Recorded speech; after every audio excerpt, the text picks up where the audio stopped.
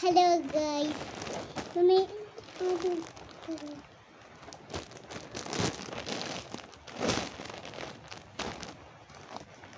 ഇത് എന്തായിരുന്നു? യൂണിഫോം.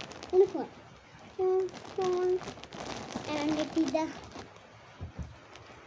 നമ്മുടെ ബെനി.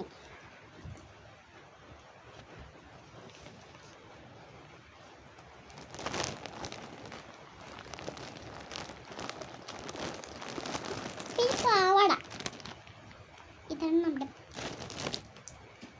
പാവാട. പാവാട അവിടെ കാണിച്ചോ?